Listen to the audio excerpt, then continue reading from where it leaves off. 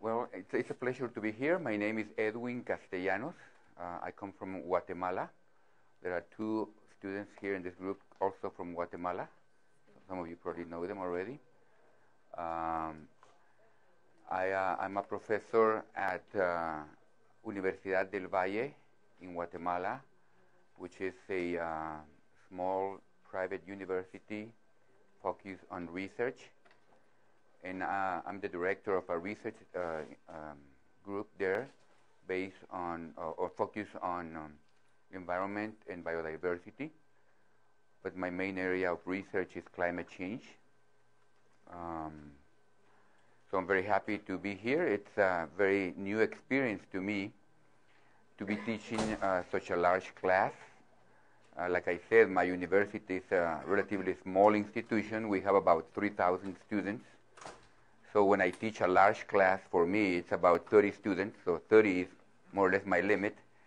I understand that here I have over 100. So this is a new thing for me. And also, I was noticing that I was probably the only one or one of the few who was given a full day of teaching. I don't know if that was a reward or that was a punishment for me, or for you more than for me. But I'm going to have to be here talking to you for over 6 hours. That's going to be a record for me.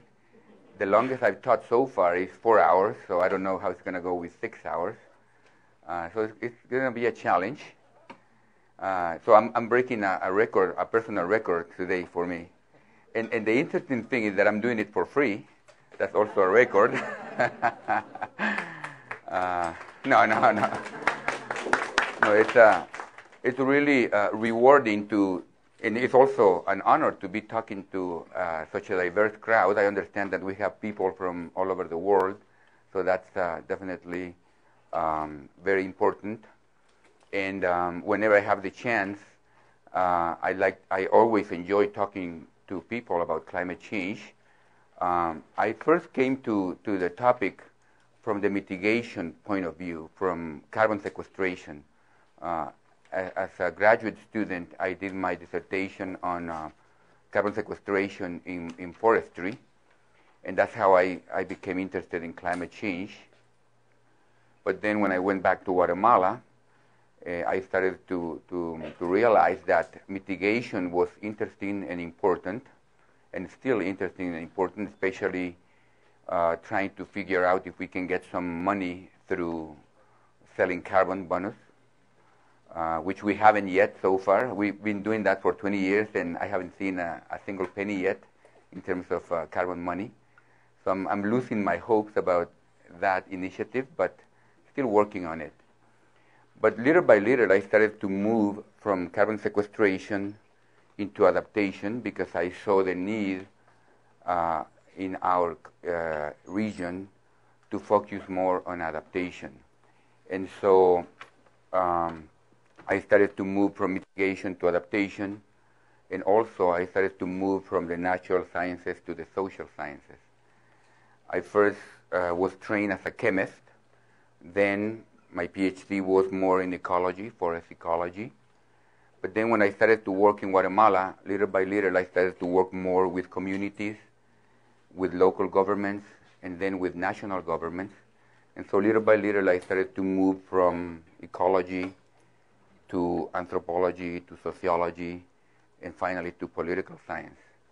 So I'm not a social scientist, but I would like to be a social scientist. If I could study again, I would study social sciences.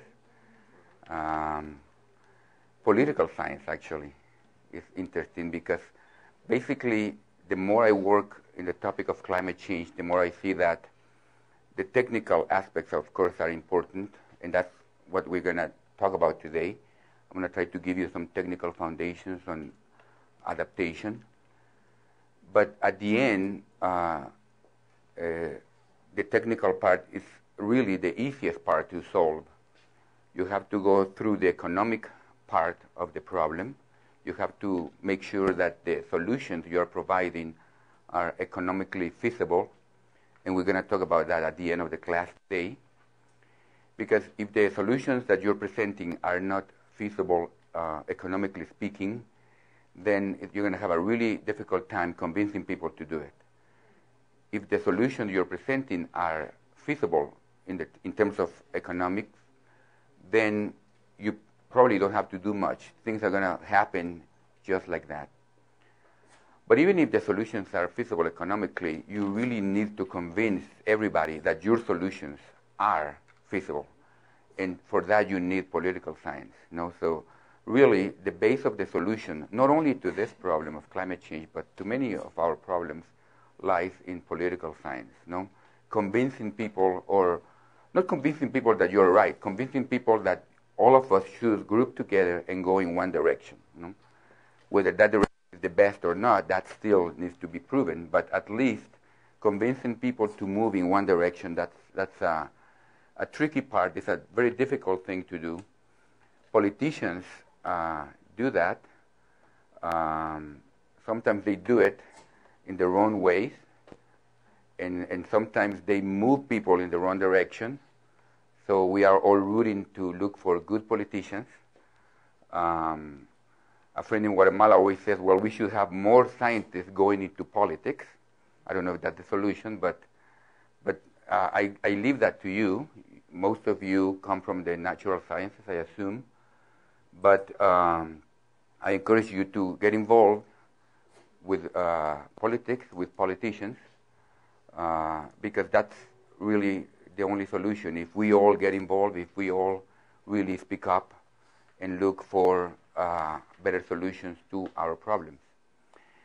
But anyway, so we have a full class today. We have about 6 hours of teaching. That's very challenging for me. I hope I don't lose my voice. Even more challenging for you. I hope you stay awake for the 6 hours. Like I said, I never done that before, so it was very difficult to plan for this class. I have about 60 slides in my presentation, and I think that you're going to have it available in the website. So if you can download it, you can follow the presentation with me. So I have about 60 slides for 6 hours. That's about 10 slides per hour. So I'm going to have to speak very slowly to be able to fill the 6 hours today. I don't know if we're going to be able to do it. Like I said, I never taught 6 hours, so I don't know how it's going to go. But I'm sure that nobody's going to mind if we finish early today, no?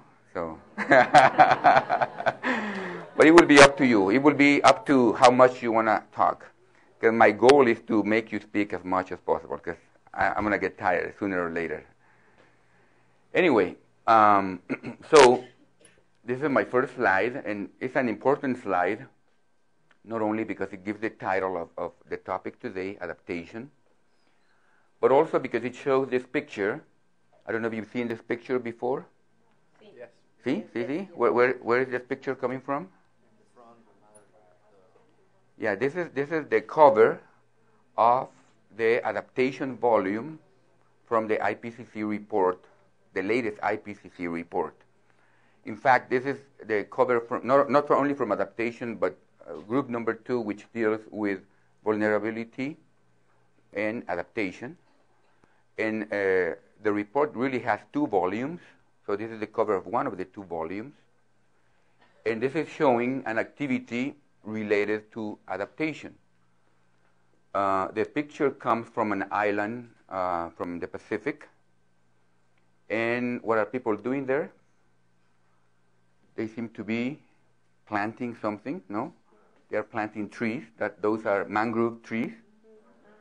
So people are reforesting the shore with mangrove. And this is shown here because this is considered to be an adaptation strategy.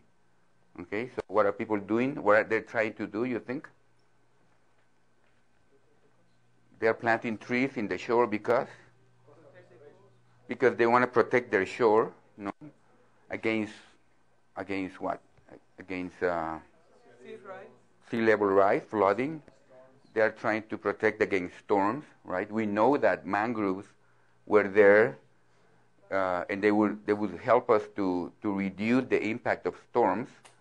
And we learned that the hard way. When we remove the mangrove, now we see the problem of more impact or stronger impacts from storms. So they are trying to restore a little bit of what was there before. So this is one kind of adaptation. But it's interesting because by planting trees, what else are they doing related to climate change? They're also absorbing carbon, no? So this is a very important activity in terms of adaptation because it's also related to mitigation, and we're going to talk about that. When we have a situation where we can do both adaptation and mitigation, we can have a win-win situation. I told you that there were two chapters, two books to Working Group 2, and the other book has a different cover. I don't know if you've seen that cover.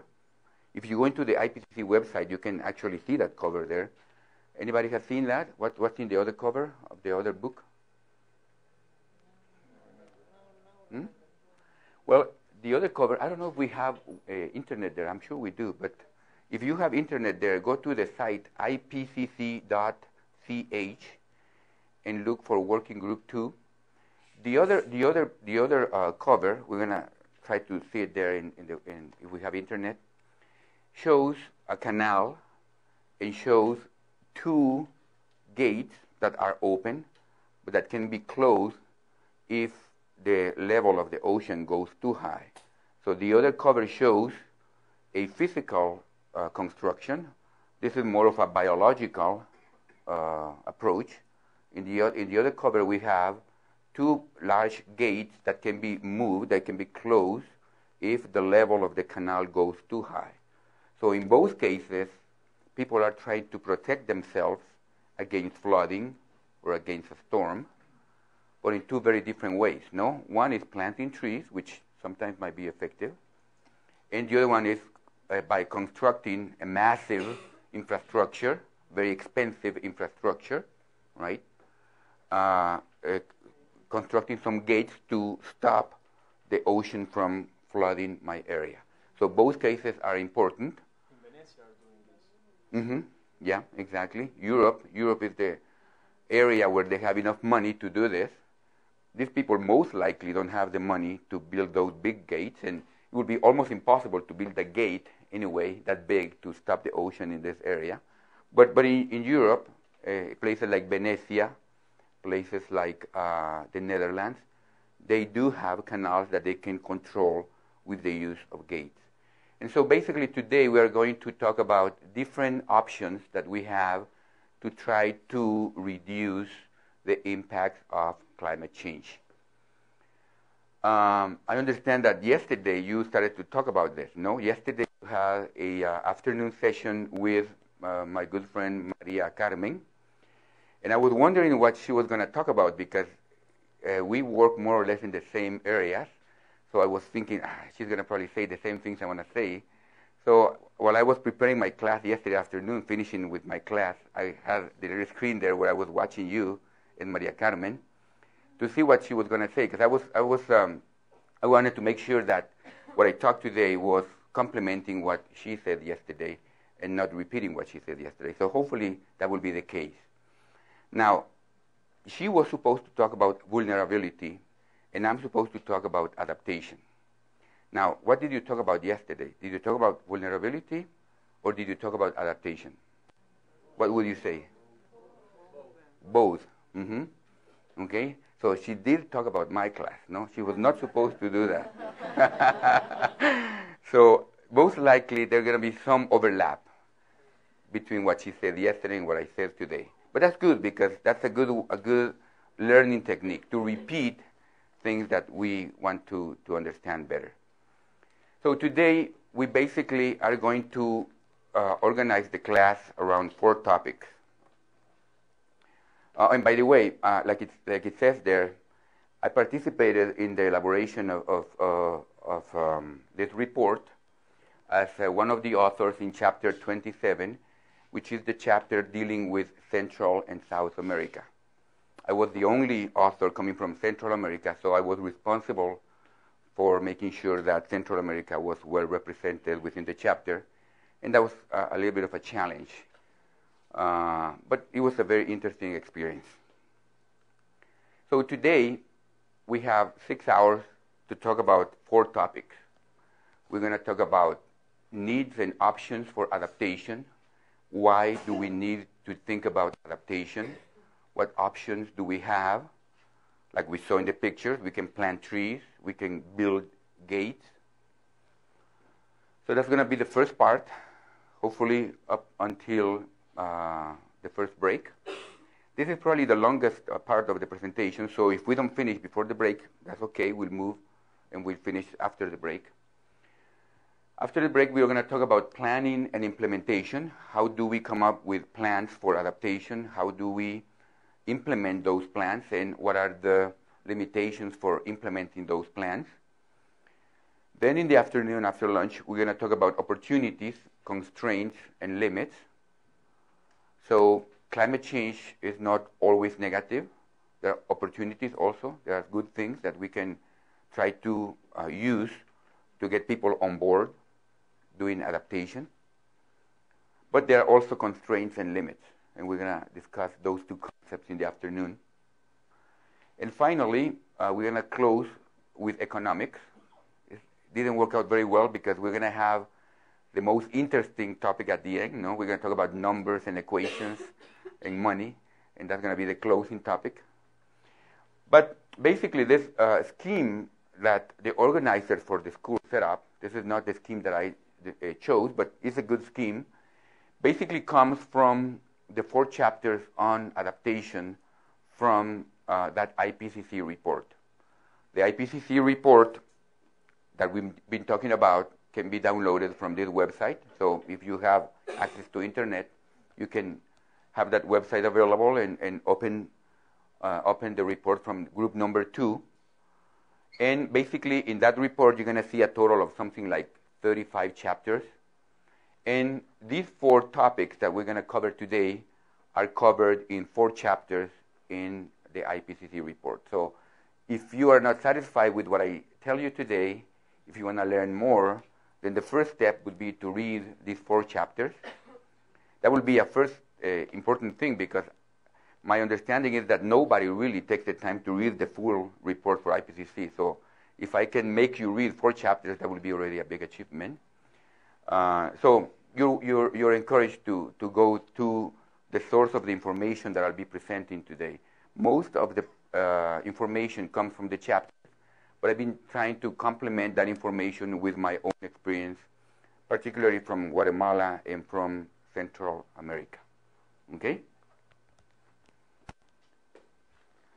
So let's talk about IPCC just for a few minutes so that we understand what we are talking about here. And I'm sure you are all familiar with the IPCC. You've heard about IPCC. And basically, IPCC was it's an institution that was created many years ago. It was created in 1988 by United Nations. And it's an interesting experiment because this is a group of scientists that was put together to try to help policymakers.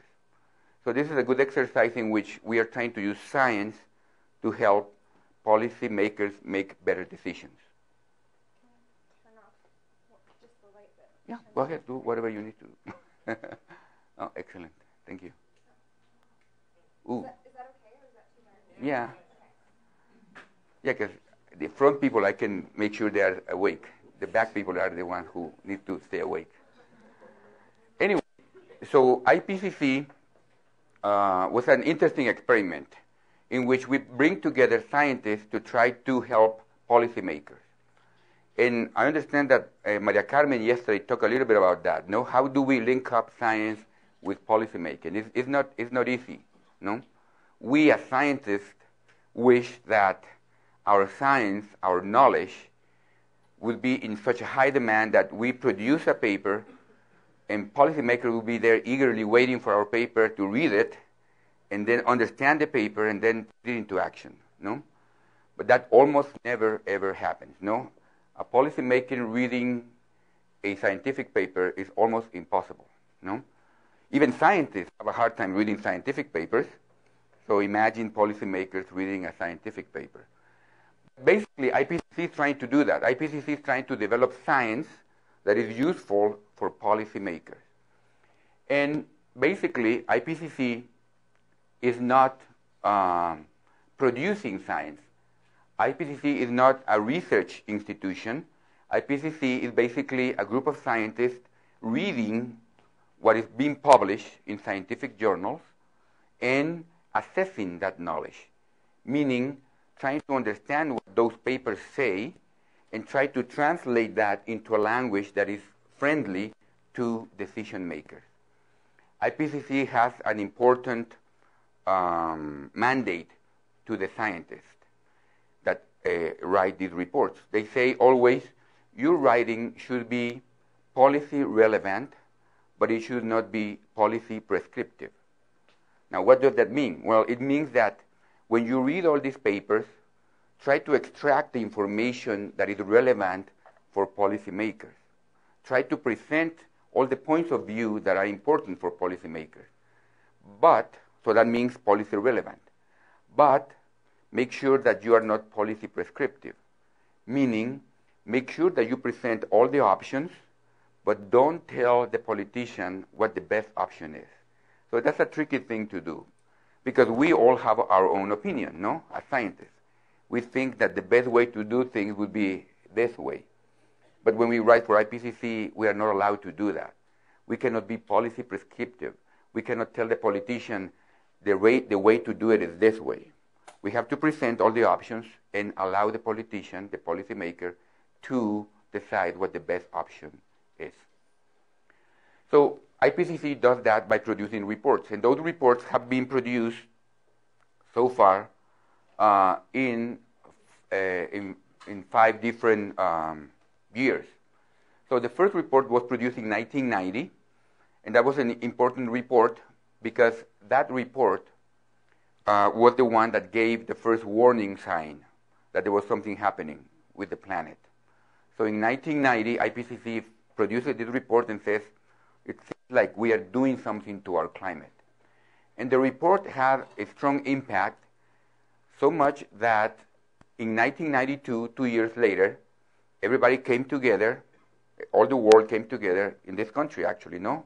Not far from here, Rio de Janeiro. I heard that some of you went there for the weekend. So in Rio de Janeiro in 1992, they had the Rio Convention. And in the Rio Convention, all the countries of the world, or most of the countries of the world, signed 3 agreements, no? So which ones are those 3 agreements? Number 1, on this side, if you are still awake. The first agreement, the Climate Change Convention.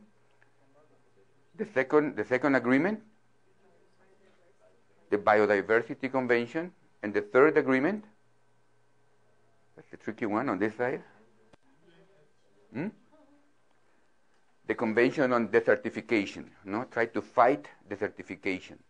So Rio signed 3 agreements, climate change, biodiversity, and desertification. And those 3 agreements are the most important treaties that are governing global agendas in terms of environmental management. And so all of that was triggered in part by the IPCC report published in 1990. So that's a good sign, no? Scientists said there is a problem. 2 years later, politicians respond by signing an agreement. Okay, we're going to do something about it. Okay, so that's more or less a scientist's dream, no? We open a red flag, we raise a red flag, and policymakers respond 2 years later, signing an agreement saying, okay, we're going to do something about it. That's the good part of the story. The bad part of the story is what?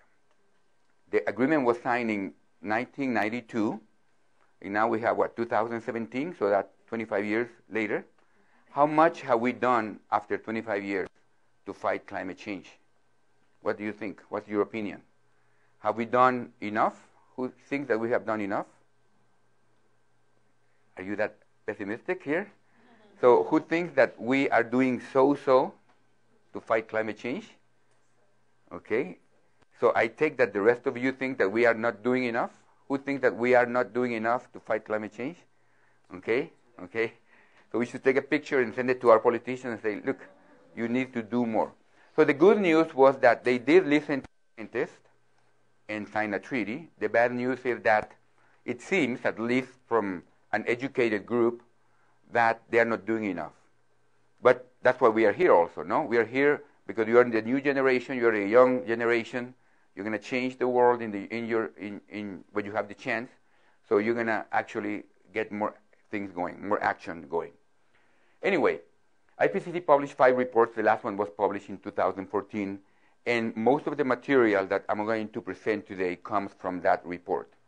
IPCC, as you may know, has 3 different working groups. One group focusing on the science of climate change. One group composed mainly of climatologists, geographers, physicists, no? So that's the hard science group. Another group dealing with vulnerability and adaptation.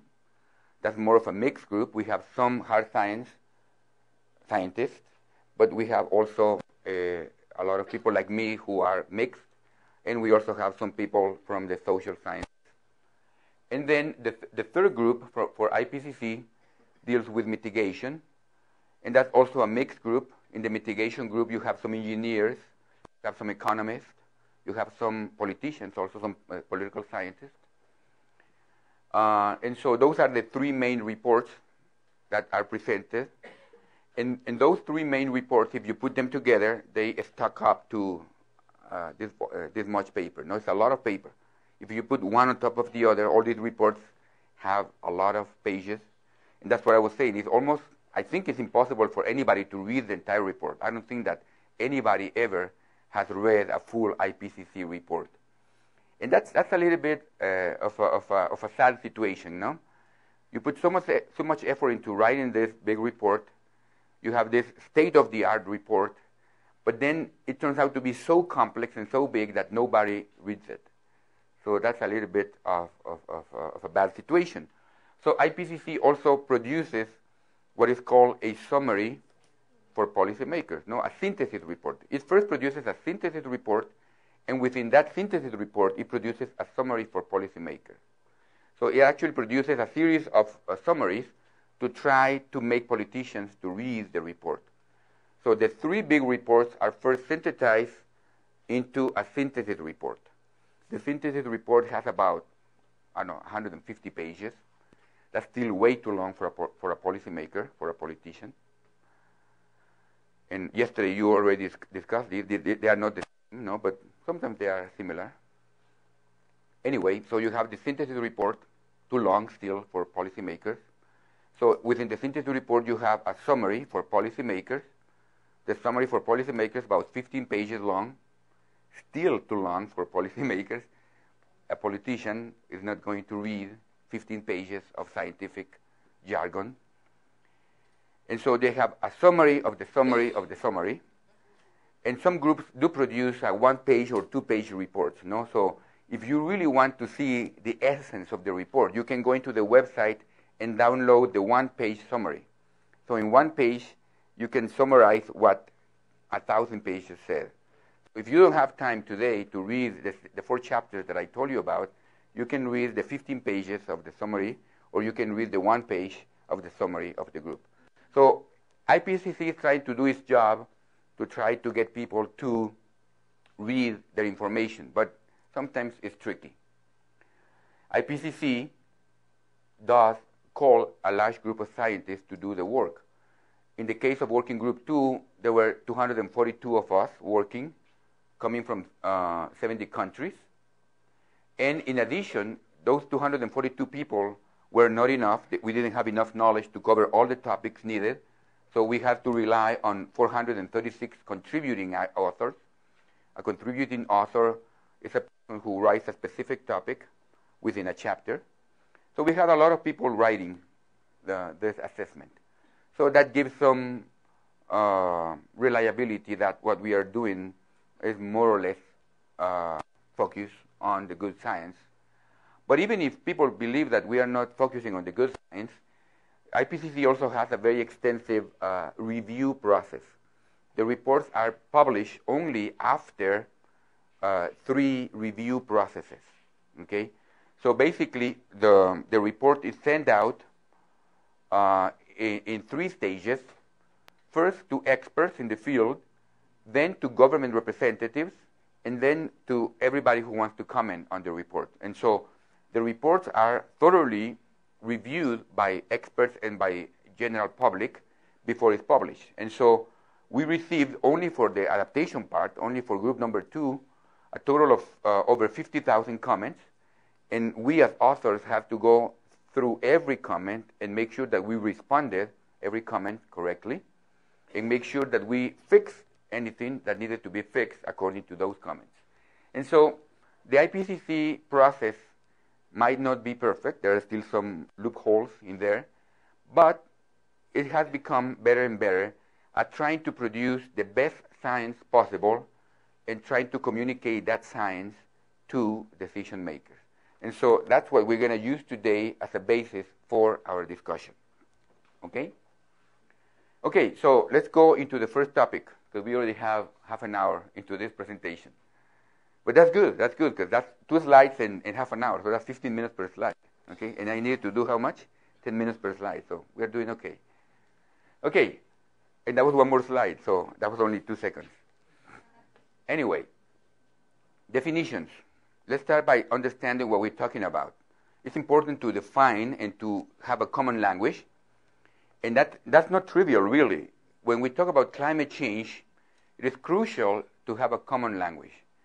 Because when we are talking about climate change, like happens in this group, I'm sure we have a mixture here of sciences. How many of you come or think that they come from the natural sciences? About half, a little bit less than half. So how many of you think that you're coming from the social sciences? Ooh. And the rest of you come from the obscure sciences? Or the rest of you, how would you call yourself? Engineers. Engineers. Ah, okay. Engineers. Yeah, if you watch Big Bang Theory, have you seen that program? No. Engineers are not scientists, so we don't worry about them. Anyway, language is important because we come from different fields, from different areas. If I mention the word vector, and you come from the natural sciences, what do you think about? You think about direction, right? You think of a little arrow because that's how we represent a vector, no, in physics. Okay? But if you come from the natural, from the social sciences, and I say vector, what do you think about? Mm-hmm. We could think about a mosquito, for example, transmitting dengue, no? A mosquito is a vector for transmitting dengue. And so language is not a trivial thing, no? It's not trivial. And I have worked in many multidisciplinary teams of researchers, and we spend a lot of time just trying to understand each other. So language is not a trivial thing. So definitions are important. And in all IPCC reports, at the end, in one of the annexes, we have a glossary. And that's important. It's at the end, but it should be read first, really. You really need to understand the definitions to make sure that we have a common language. And so today we're going to talk about adaptation. And this is the definition given in the latest report from IPCC about adaptation. It says there, the process of adjustment to actual or expected climate and its effects. The red highlight is mine, of course. And then it says, in human systems, adaptation seeks to moderate or avoid harm or exploit beneficial opportunities. So it does talk about opportunities. In some natural systems, human intervention might facilitate adjustment to expected climate and its effects. So interesting that the definition talks twice about expected climate. Okay? So when we talk about adaptation today, we are talking about expected climate. So when you hear the word expected climate, what do you think? What comes to your mind? Expected climate, expected seems something like it's not here yet, no, it's coming. So it's future climate, no? So we need to adapt to future climate. So that's already a big problem, no? But not so much of a problem, because here you spent the full week, last week, talking about future climate, no? Also past climate, because you need to know about past climate to know about the future. But we know about future climate, right? Yeah? Do we know what's going to happen in the future? No. Something like that. So more or less we know. So that's a big problem because we need to adapt to something that we are not sure of, right? So now we start in a weak situation here, no? Because we are going to be talking about something that we are not sure of. And because we are not sure of, we are prone to being attacked, no? These scientists, they think they know everything, but they don't know anything, right? So who's saying that? Have you heard that? No. Some policymakers, no, in big countries, right, who speak English, right, who are in North America. But I don't want to say the name. So they say, scientists don't know anything. And they are right in a way, no? There are many things that we don't know. And here we are trying to talk about adapting to something that we have an idea of, but we are not so sure about. So this is something that you saw last week, hopefully. Have you seen this graph? Or probably some variation of this graph. Okay? So I'm already getting tired here about talking, so I'm going to ask one of you to explain to me this graph. Okay? And I'm going to go back here. Can I still use the microphone back here? Yeah. Oh, okay. Oh, you have the microphone in your hand. Good. So you can explain to me that graph. So what do we see in that graph? Why do we have so many lines in that graph? Well, I see projection of the temperature to year 2100 with different representative concentration pathways or scenarios of economic development. And yeah, it's growing.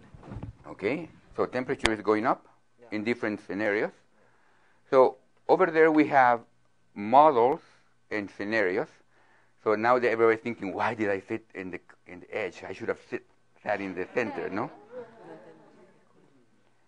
En la gráfica, ¿español? Sí, por portugués no hablo. Sí. En la gráfica tenemos que habla de modelos, nos decía él, pero también habla de escenarios. O sea que cuando hablamos del clima, hablamos de modelos y de escenarios. ¿Cuál es la diferencia? Sí, yo le traduzco. So, why do we talk about models and scenarios? What's the difference? Escenarios son representaciones que se hacen a partir, en el caso del RCP, es sobre forzamiento radiativo. Cuanto más se calienta o se enfría el sistema, a partir de cuántas emisiones, mudanzas de uso de suelo. Es un escenario. ¿Y el modelo? El modelo lo que hace es tomar ese escenario con esa característica y tratar de representar el clima en futuro. Okay, muy bien. No, muy bien. So the scenario is basically choosing different options, in this case options for emissions, and those options are put into a model, right? So why do we need scenarios and models? Why don't we just stay with models? Aren't we that good enough modeling that we just need models? Anybody wants to answer why do we need scenarios to complement the models? Somewhere in here, in the center, so that people in the edge don't feel that they are being Oh, yeah, hasta allá. But it's going to be hard to send the microphone all the way there. But let's try to do it. Over here. Oh, there's another microphone. Okay, so why do we need scenarios to complement models? So if you think modeling, so we've talked a lot in this course about modeling climate and all the errors in that, but if you think that modeling climate is hard, you should try to model human behavior and human decision making, right? Because we're talking about complex societies, interactions between those societies, the development of technology, the rollout of that technology, and all sorts of human decisions, which are incredibly difficult to project. And so the different RCP scenarios really represent the rollout of technology and decision-making within countries and the globe as a whole, which end up emitting a certain amount of greenhouse gases. And that's why we have multiple concentration pathways, because it really represents human decision-making and its role in the Earth system. Very good, very good. Did you learn that last week? Say yes, say yes. So the course was an excellent source of information. So yeah, we have models And models are basically a bunch of mathematical equations that are trying to explain the variables in the system. And so the climate system has a lot of variables. The more variables we add to our model, the more accurate our model might or might not be. The more variables we add, for sure, the more complex our model is going to be, and it's going to need bigger computers. It's going to need more time to run. So more variables not necessarily are good, but that's what we're trying to do, include more variables. But there's a single variable that is almost impossible to add into an equation, no? And that's human behavior. Like you were saying, it's impossible to know what's going to happen with human behavior. We might say, yes, this is a problem, we're going to stop polluting. Or we might say, no, we don't care, let's continue polluting. Okay, so human behavior is almost impossible to model, and therefore we use scenarios instead of models.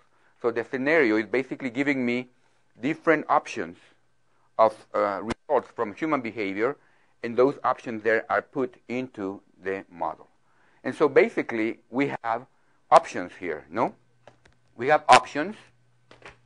We have options that we stop polluting, no?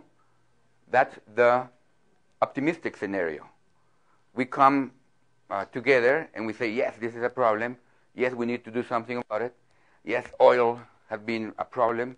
We're going to stop using oil, and we're going to stop polluting the atmosphere. That's the blue line. That's the optimistic scenario, okay? In the optimistic scenario, what do you see? What's going to happen in the optimistic scenario in that graph? Where do we have the temperature in year 2100?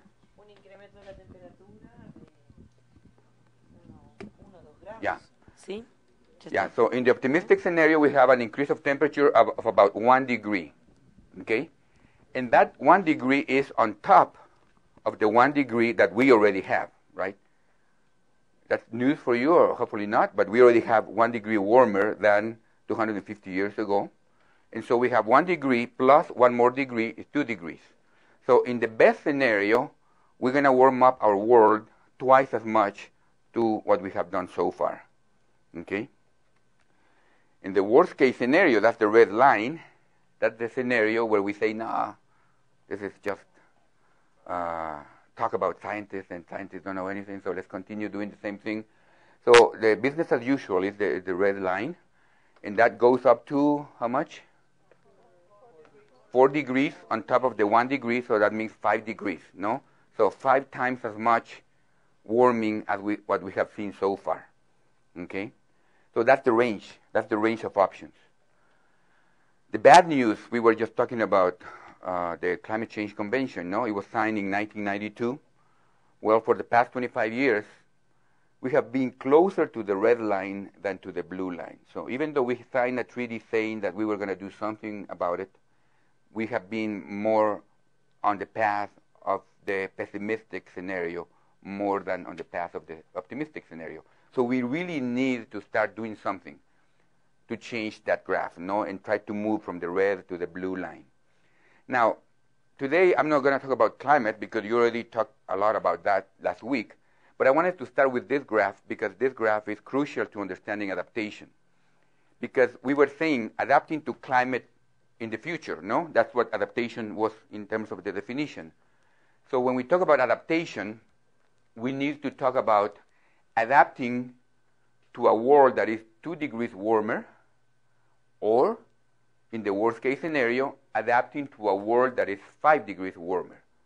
And that's the uncertainty. We don't know what we are facing because we don't know what human behavior is going to do. We don't know if we're going to go on the blue line or on the red line. So we have a big problem when we talk about adaptation because we have a difficulty figuring out adapting to what, how drastic the change in climate will be. Okay? Okay. Oh, one more thing. RCPs 4, 6, and 8. So that was representative concentration pathways, no? And that's, again, something that is just crazy because scientists are trying to make themselves understood by the general public, and they come up with these concepts of representative concentration pathways. And what is that? It's concentration of what? what are they talking about? CO2, right? So it's representative concentration of CO2. But what is that number, the 8 and the 4 and the 2? Does that show concentration of CO2? It's watts per meter, right? Watt per square meter. So it's just crazy, right? Crazy for the general public, like, the scientists. Why are they coming up with strange names? And then on top of that, they add a number that has nothing to do with the name, no? The 4, the 6, and the 8 are not concentrations. They are radiative forces on top of the surface, no?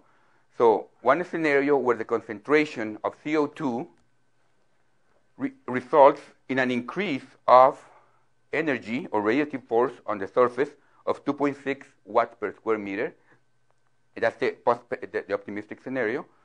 And the pessimistic scenario is one concentration of CO2 or greenhouse gases in the atmosphere that result in a radiative force or energy added to the surface of 8.5 watts per square meter. Okay? So we are clear with that?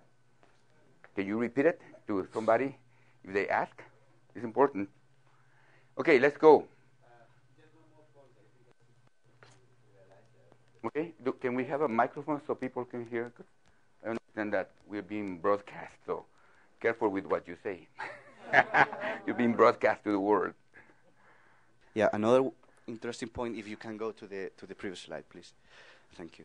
Is that it doesn't matter what you do now, but until 2040 you will have the same. You will have a difference between the scenarios. So the difference start to realize in the mid part of the century. Mm-hmm. So, and I think that is also it's also important when you think what you are doing, it won't have an impact now. Really, mm-hmm. It will be later on. Yeah, that's so very I important. think That's a very good point.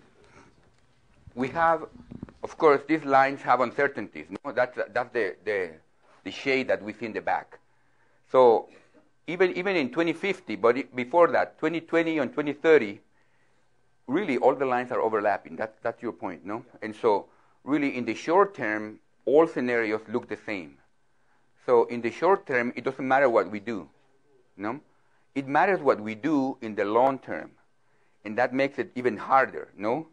Because you have to come to a policymaker and convince them to make a decision to do something that is going to affect his country or her country, not in 20, not in 30, but in 100 years or in 70 years, right? And usually politicians think in how long? How many years ahead? 4, 6 maybe, no? So when you come and talk to them about 40 or 60 years, they are like, we're going to be all dead in 60 years, no? In 60 years, most of us are going to be either dead or really, really old. And so people say, like, why should we worry about it, no? So that's a big problem, no? That's a very good point.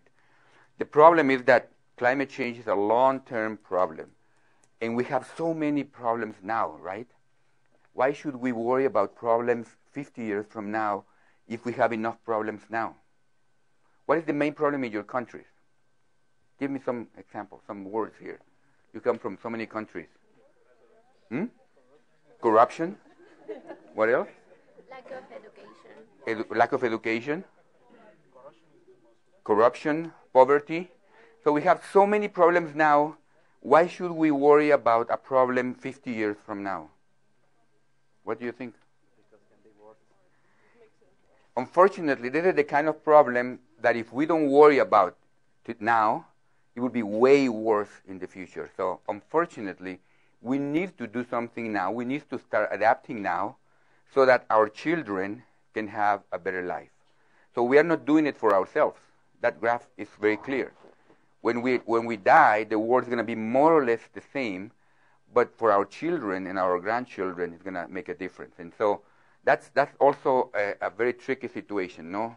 Convincing people that it's a generational problem or issue. Just to build up on what we have seen or discussed before, I think in this stage of, let's say, where the signal is not so clear, it's very important the attribution studies. So when you have an extreme, to have an estimation of how much of that extreme is due to anthropogenic forcing. So I think that part of the research or that corner of the research is very important at this stage because politicians really react to disasters. Yeah, they have to. So yeah, attribution is a key question. We're going to talk about it in a minute also. So if we see a lot of hurricanes now, is that climate change? If we see a lot of droughts now, is that climate change? That's a big question, no? And it's a very difficult question to answer. But that's a question for the climatologist. So I'm not going to talk about that today. So I'm in the good side here. No, we're going to talk about it a little bit. But no, it's a very important thing, no? Attribution. How much of what we see now is really climate change? It's very difficult to answer that question. But it's not trivial, and it's very important. We see already a lot of variation nowadays. And one of the conclusions that I'm going to show later is that, well, if we already see a lot of variation, why don't we start adapting to that variation? Whether we call it climate change or not really doesn't matter. If we learn how to adapt to that variation, for sure we're going to be in better shape when more variation, when more extremes come in the future. So adaptation to current climate is definitely a good way to think about adaptation to future climate. Okay, so we have basically two problems that we need to face with climate. No, that's also important, basic concepts for this course. We need to talk about global warming and we need to talk about climate change. Two different things. It's not the same, no? Global warming is this graph over here, no? So the world is getting hotter, no? How hot? Well, it depends, no? This is the optimistic scenario, about 1 degree hotter, or this is the pessimistic scenario, about 5 degrees or 4 degrees hotter on top of the 1 degree that we already have, okay? So global warming means the entire planet is getting hotter. So we need to adapt to warmer temperatures, okay? Does it mean that it's going to get warm all the time? No, huh? We're going to still have cold times. We're going to still have freezing weather.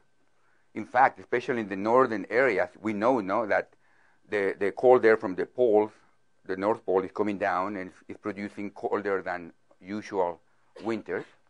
And so global warming doesn't really mean that it's going to be hot all the time. It might mean that it's going to get colder sometimes, okay?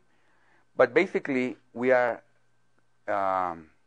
doing something to the temperature of the planet. And that's global warming. Now, changing the temperature of the planet is going to change the patterns of rainfall, no? And that's increased variability of the climate, and that's more related to climate change, okay? So we see that in this graph, different from the previous one, not everything is one color. We have basically two colors there.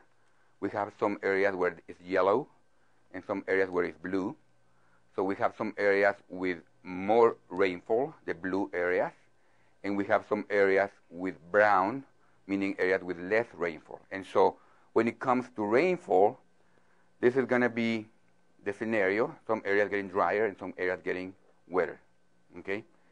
Now, this is good. This is good enough, but not really good enough for somebody living in my country, Guatemala. Can you point out where Guatemala is there? Can you see Guatemala there? It's teeny tiny, you know? If you zoom in, then you're going to see that all the pixels start getting all blurry. And really, in that kind of model, Guatemala has about 3 pixels, no? Every pixel is about this big, and the country is about this big also, no? And so basically, the whole country has 2 or 3 pixels. And so if you are talking to a farmer on a mountain in Guatemala and show that map to him or her, he's like, what is this, right? I mean, can you tell me what's going to happen in my place? So this information is interesting, but it's still not good enough when we talk about adaptation. Because when we are talking about adaptation, we want to talk about what's going to happen to different communities in different places. And this doesn't seem to be having enough resolution. More than that, again, and this comes back to the point made here before, this is the scenario for the year 2081 and 2100, when we are all dead for sure, no, in this room. But then the farmer is asking me, so what's going to happen next year? How is the climate going to be next year? How is the weather going to be next year? What do I answer to him? What do you answer? The climatologist here, the meteorologist here. What's going to happen next year? Can you tell me? No, huh? We cannot, unfortunately.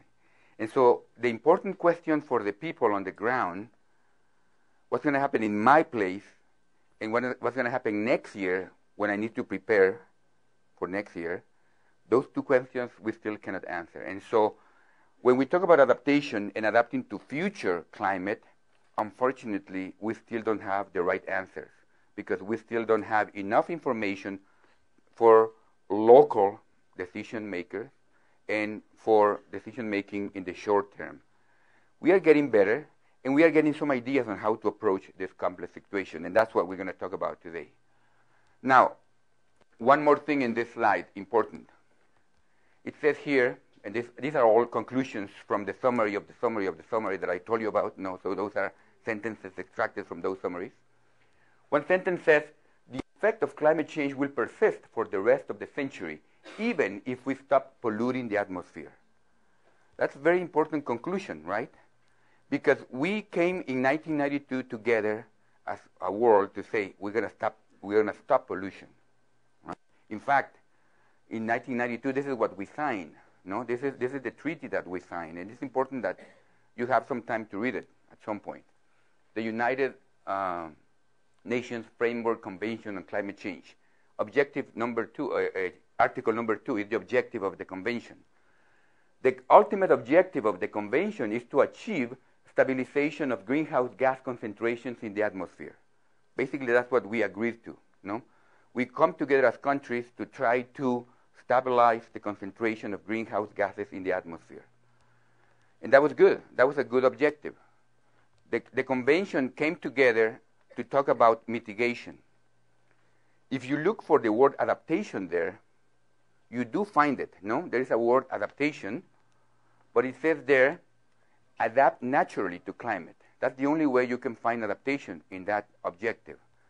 So the Framework Convention on Climate Change was set up for mitigation. And it only talks about adaptation regarding it as a natural process. No?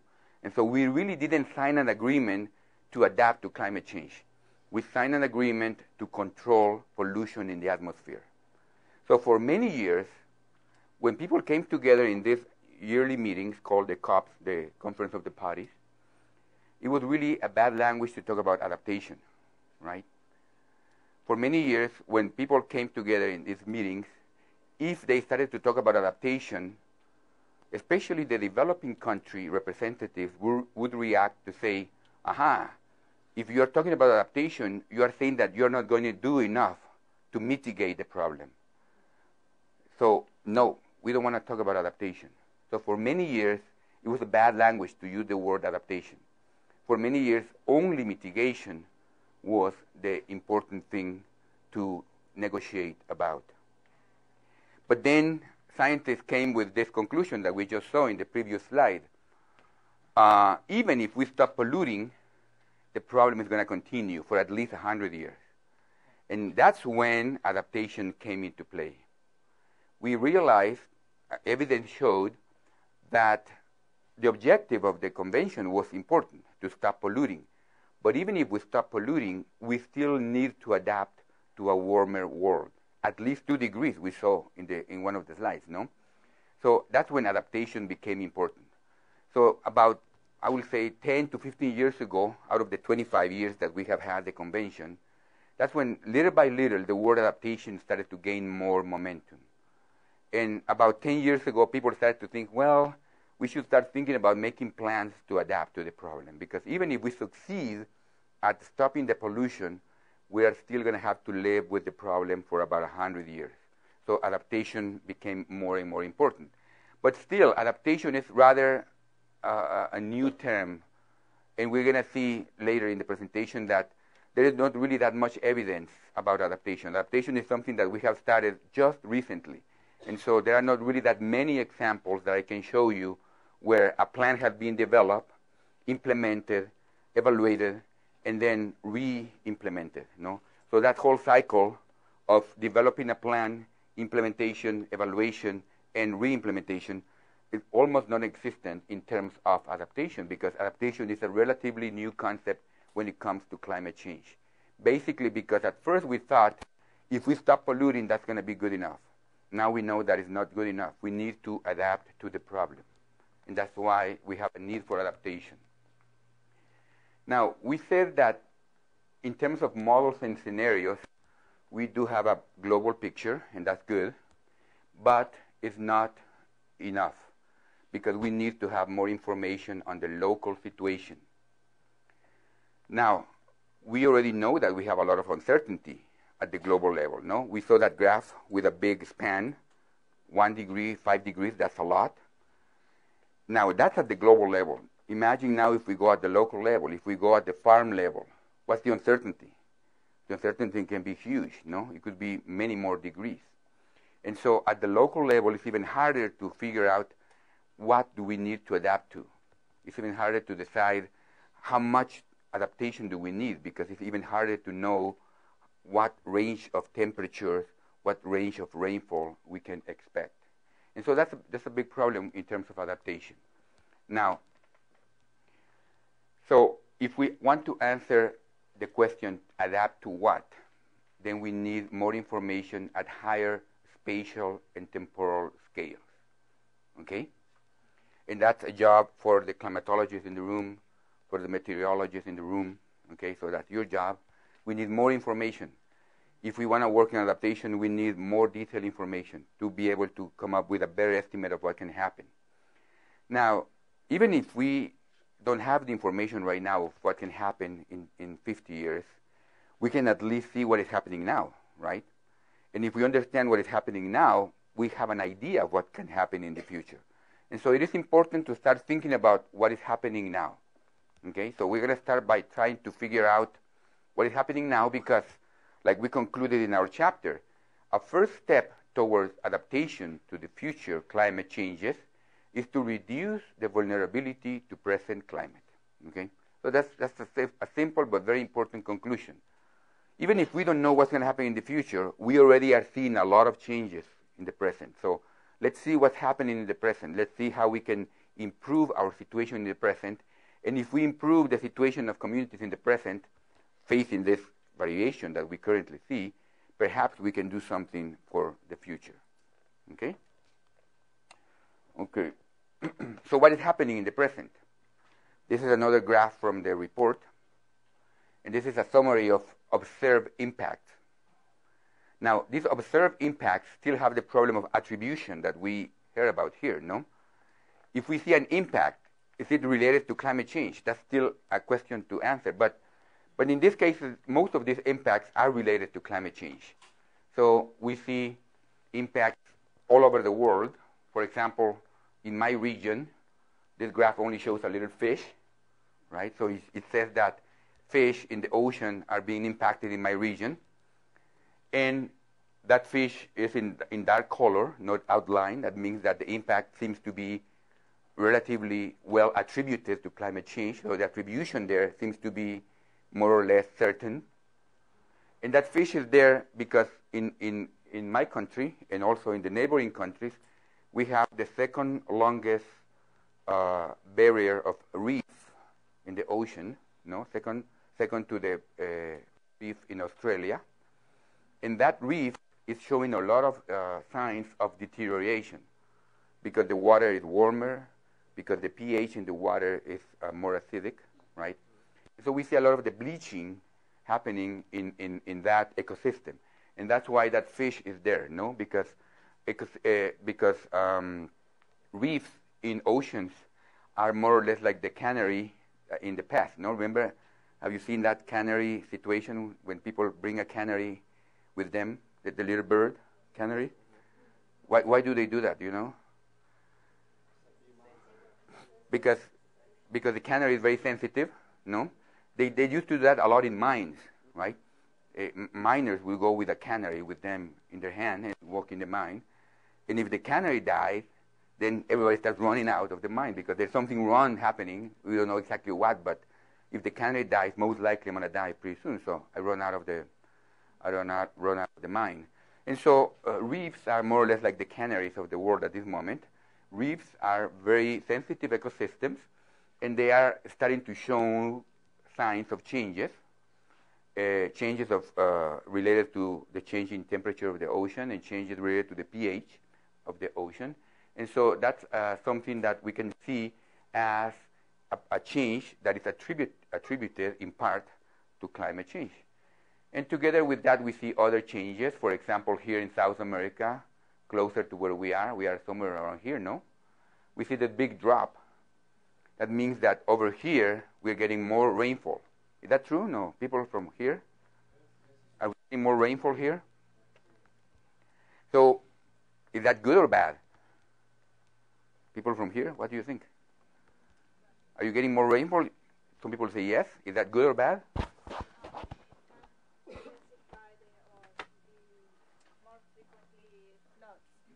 So it could be bad because we have more frequent floods. Okay. But next to that drop, there is a little tractor there. So what does that tractor mean? Agriculture. So if we ask farmers, are you happy with more rainfall or not, what would they say? Depends on the region, but perhaps yes, no? Because this, I'm not from here, but I understand that this is a relatively dry region, and so more rainfall for farmers is really a good thing. And so we are in a region of the world where climate change is actually becoming a little bit of a benefit, at least to a specific group, the farmers. Now, the forest people, the people who care about conserving the forest, might not be that happy, no? Because if you are better at farming now, then you need more, you want to have more land for farming, and then you want to eat some of the forest around you, no? And so people in conservation might be saying, well, climate change really are complicating the things for us because now people are more prone to farming, and therefore they are more prone to clearing more forest, okay? So it depends on who you ask. It might be good or bad that you're getting more rainfall. But just this example shows that climate change can bring some benefit to some people and can bring some problems to other people. And we're going to see more of these examples in a minute. And the same situation in other places of the world. So we have here people from Asia. No, anybody from Asia here? So look at your map, at the map there. Can you identify anything that relates to your home country?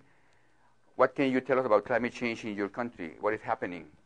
Yeah, we can see the sign of a tractor. That means some impact on agriculture. Mm-hmm. There may be. Okay. Agriculture is increasing also? Yeah. Mm-hmm. But there is a projection of increasing rainfall in our country. Mm-hmm. But it may happen in short duration. So that may create floods, and that may also affect the agriculture. Okay. And you are from India? Yeah. Okay. Mm-hmm. Okay. Thank you. And there may be another problem if the maximum rainfall occurs in few days. In the consequent days, there may be a drought. Mm-hmm. The maximum rainfall? If the rainfall occurs in, say, for 5 or 6 days in a season or in a month, and rest will be no rain there, so there may be a drought condition. Okay. So the rainfall is more varying now, and there are more frequent drought conditions. Yeah. Okay. Anybody from Africa that can give us some insight on the map from Africa or what is happening in your country? Anybody from Africa back here? You have a microphone? Can you tell us a story about your country? Or you see anything in your map over here? Mm-hmm. From Egypt. From where? North Egypt. Mm-hmm. There is increase of temperature by 2 degrees. 2 degrees? Yes, although there is a decrease of precipitation or rainfall. Less rainfall. Yeah, less rainfall, yes. Okay. And your place already dry. Yes. So less rainfall less is rainfall not good. also, yes. There is decrease. So in your case, you are in a worse situation because you have less rainfall in a place that is already dry. Yes. Okay. Thank you. And back here, anything else? In Togo, we are experiencing a shift in rainy season in the southern part, while in the northern part we are experiencing an increase temperature and excess evaporation of from soil. Shifting of the rainy season. What do you mean by that? Normally, you have bimodal rainy season, which starts normally from May, but now we are experiencing the rainy season. The onset is from June, July. Okay, so it used to rain in May, now it rains in June. Yeah, June. Does that matter to anybody? Yeah, because it matters for agriculture farmers, smallholder farmers, because they are more concerned about when to start their growing season. The onset of the growing season is the most critical aspect for the farmers. Okay. Yes. And you are from? I'm from Togo. Okay. Togo. Interesting, because the story that you just told is very similar to Guatemala, all across the ocean. One more story here, and then we move on. Thank you, Prof. I'm from Nigeria. What we have presently is that for some years now, we've had late onsets of rainy season. Okay. And the farmers can no longer predict when to plant. Okay. And so at times it's harder to predict the starting of the rainy season. Yeah. And there was a forecast earlier this year that there will be flooding in some states, like about 8. And presently, the flood is ravaging, especially in coastal line, like Lagos. So it was more flooding than expected. So they did predict the flooding, but now it's worse than expected. Yes, it's worse than expected. You know, there is this sand-filling craziness in big cities like Lagos. So the rich found their way there, built estates and all those stuff. But when this kind of thing happens, their house is like floating. They are using canoe to get into their houses. They are catching fishes, and at times snakes and crocodile reptiles swim into their house and come out. Wow. It's happened like some 6 years back or so, and it's repeating itself presently. Wow. And where are you from? I'm sorry, I missed it. Nigeria. Okay, so we see that, who do I leave it with? Right here? So we see that there are things happening. So whether they are climate change or not, hard to say. But the fact of the matter is that weather patterns are very changing in many places of the world, and people are facing already these changes, and people are starting to try to do something about it. And so if we can help them do something about it, if we can understand how they are coping with these changes, perhaps we can do something about trying to help them adapt to future climate changes. Another graph about what's happening. This is specific from the chapter on Central and South America. So some of the observed changes. I can tell you now about Central America, where I come from. So in Central America, we see an increase in temperature overall, like many of you have seen in your countries. The rainfall has 2 arrows here, meaning it's changing. Similar to what was reported by Africa back there, farmers in the area report that the onset of the rainy season now is more difficult to predict. It's more difficult to see when we're going to get the rainy season. But overall, it seems like rainfall is decreasing, although not everywhere. In some places, rainfall is increasing. So still a mixed signal there. Overall, because we have less rainfall, we also have less surface flow. We have less forest in the area, so we have higher deforestation. Now, deforestation is not really directly related to climate change. It's not that we are losing forest because of climate change, but that symbol is there because deforestation, as we're going to see in a moment, is related to climate change in many ways. And so we wanted to emphasize that point because that's an important situation in most of the areas of the region. Now, we are losing forest, and it so happens that when we lose forest, we lose the ability to manage our ecosystems. We lose the ability to adapt using those forests as our strength. And so deforestation is an important issue that we need to focus on. And we have a mosquito with a red arrow up, meaning that we have more mosquitoes. So we have more vectors, remember? And because we have more vectors, now we have illnesses that we didn't have spread out. For example, all this range of illnesses, malaria, dengue, Zika, chikungunya, right? Some of those were only present in lowland in Central America, and now they are present on the highlands. And that's very important because the capital of Guatemala, where I come, is on the highlands. 20 years ago, we didn't see much dengue happening, but now everybody is sick with dengue. So we're seeing that change in the distribution of mosquitoes and also the illness related to mosquitoes. Okay. What else is happening in the area? Well, this graph doesn't come from IPCC. This comes from CEPAL, ECLAC in English, the Commission on Economic Analysis, or whatever it's called. It's a UN Commission on Economic Analysis for Latin America. So they came up with this graph in one of their reports. And this is very interesting to see how every decade we see an increase in terms of disasters in the region. But especially the decade from 2000 to 2009, the amount of disasters, especially storms and floods, increased dramatically. No? So this decade was very important because we had so many floods and so many storms. Okay, can you relate to that in your countries in Latin America? Do you remember any of this? No. I remember in Guatemala, for example, we had 4 different major storms hitting through the country.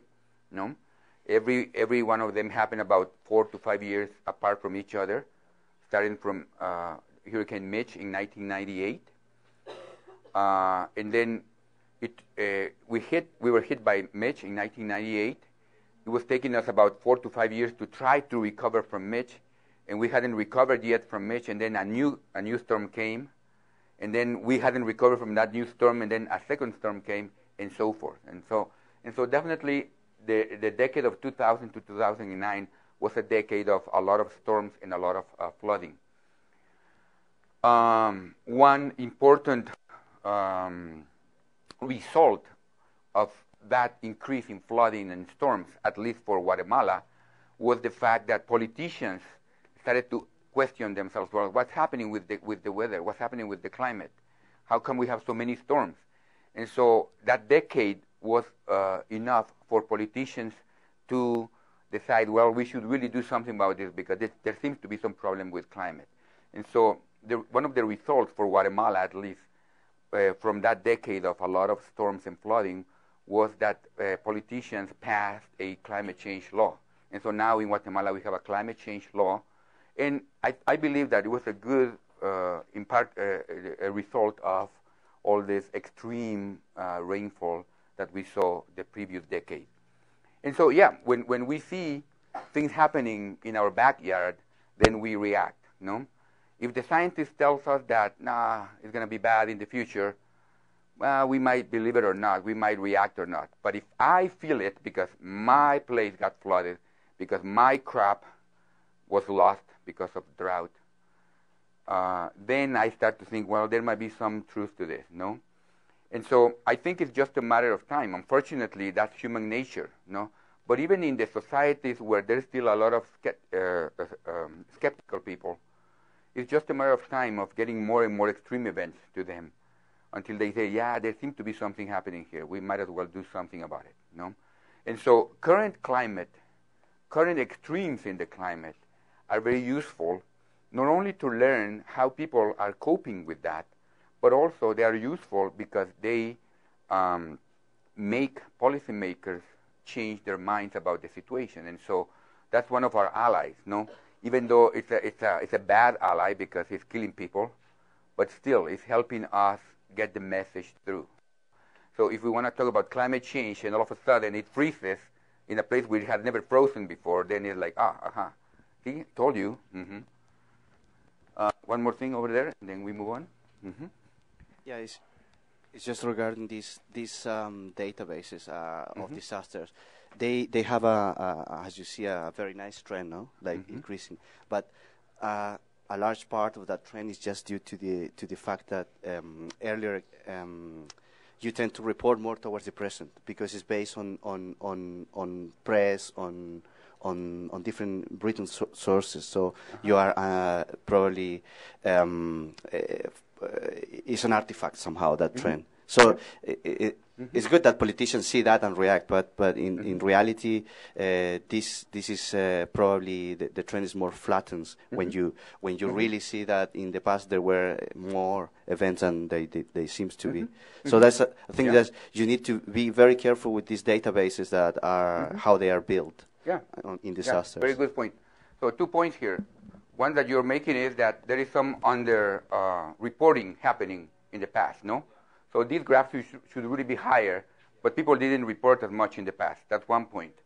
Another point that is important to remember here is that the increase over here could be related to climate change, but it could also be related to other factors. Just the fact that there are more people. More people around means more chances of people getting hurt, right? So there's another factor there, and so it's important to understand that this is not just climate change, but climate change might be in there. Now, also important is that we still don't have the graph that follows here, no? The graph that goes 2010, 2019. In 2 years, we're going to have it. What's going to happen to that graph in 2010, 2019? What is it going to look like? At least in my country, it's going to look very small, right? The amount of flooding and the amount of storms in this decade decreased drastically, no? So the graph in my country, and most likely in your regions, is going to look like this when it comes up in 2 years, okay? All of a sudden, even though it was raining cats and dogs, I think they say in English, no? Somebody speaking English here? Dogs and cats or cats and dogs? Doesn't matter.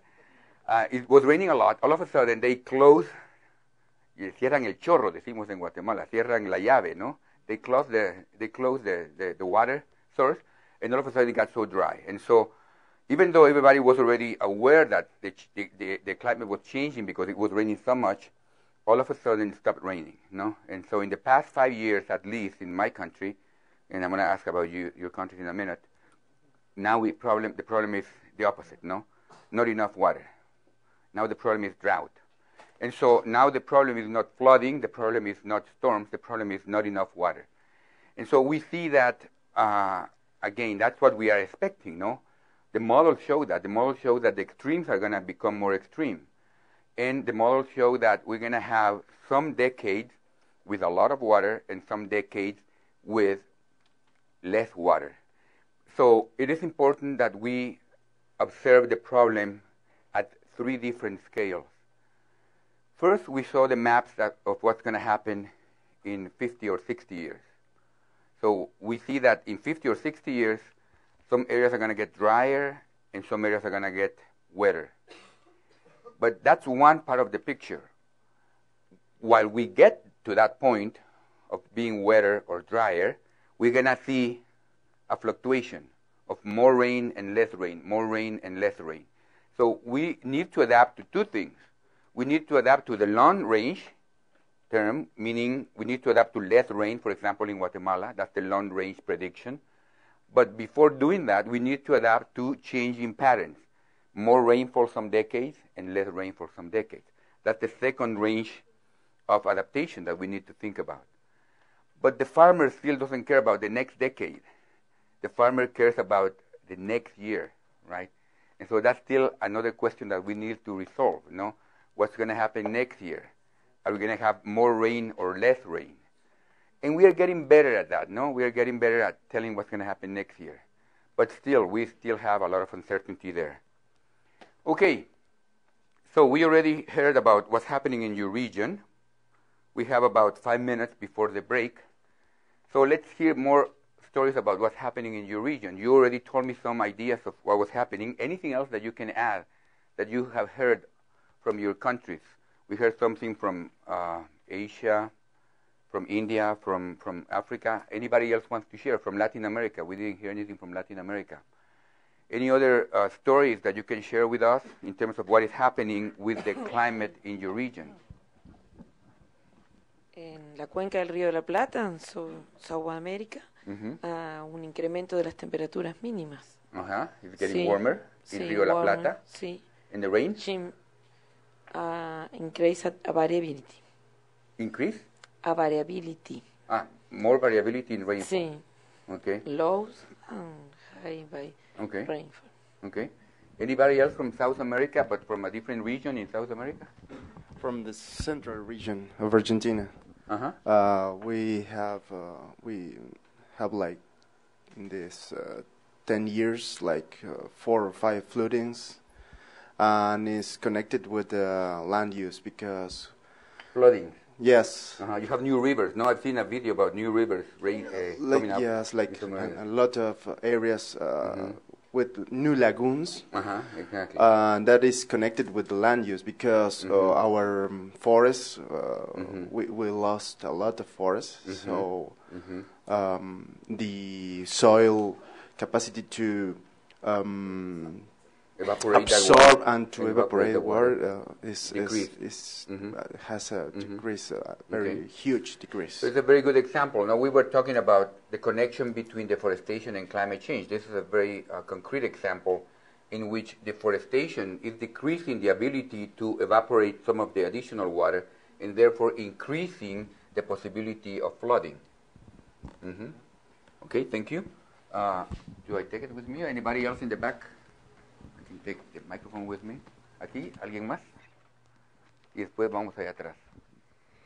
In central Chile is a situation about the wine crops.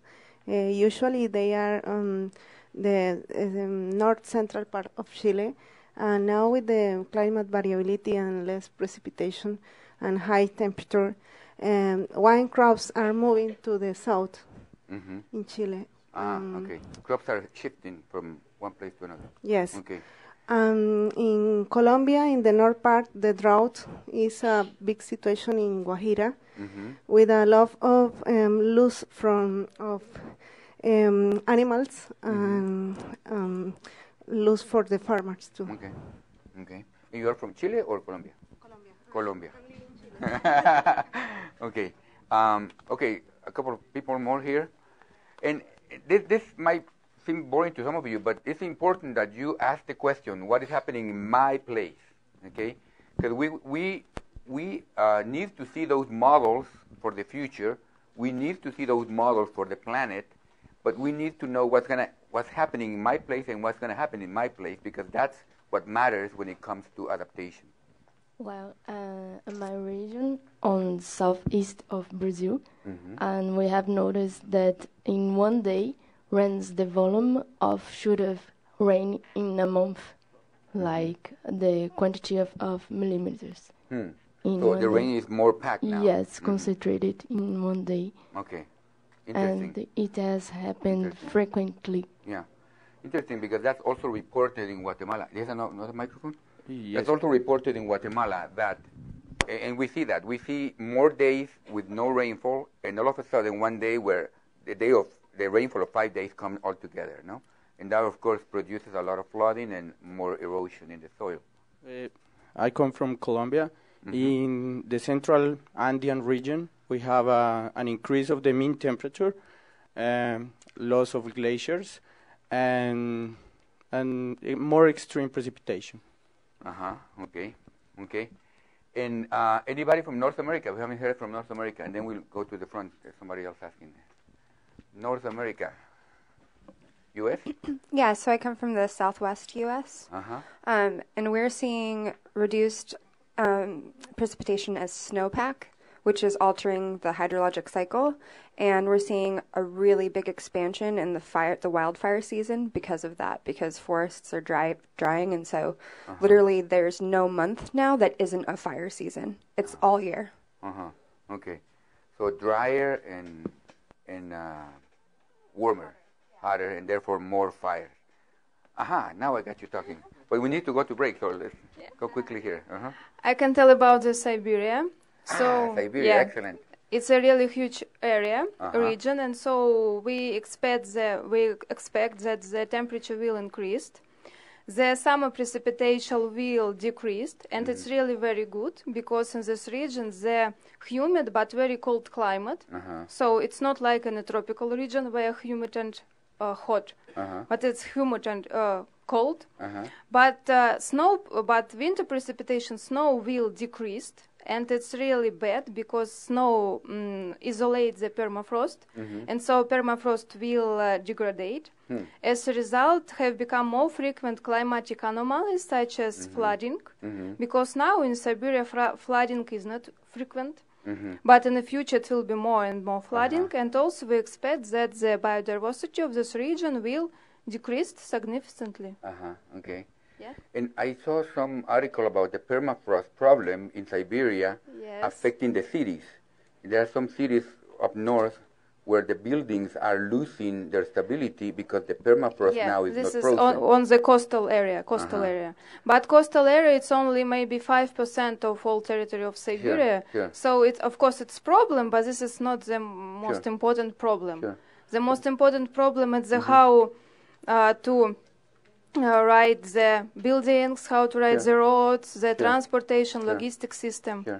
This. But I make this point, and you complemented it with transportation, logistics, and everything, and so forth, because it's important to realize that climate change is affecting all sorts of areas of our living, no? Not only biodiversity, not only forestry, not only food production, but also infrastructure, buildings. And so when it comes to adaptation, we need to be talking about all different sectors in a society, not only the environmental sector, because we see that climate can affect many other sectors. Here, and then in the front, and then... Okay, I'm going to talk about Nigeria, okay, to add to what my counterpart said. Nigeria, the southern part is actually was experiencing the flood. The northern part is actually getting drier, and which is part of the predictions of climate change. The northern part is getting drier, like the area where close to the Lake Chad. The Lake Chad is actually drying up. So, you know, the northern part is getting drier, while the southern part is getting wetter, which is part of the predictions. So this is important, no? Because again, it's similar to what's happening in Guatemala. The dry areas are getting drier, and the wet areas are getting wetter. And so it seems like we have a problem of water management, no? Some areas with too much water, and in so many areas with not enough water.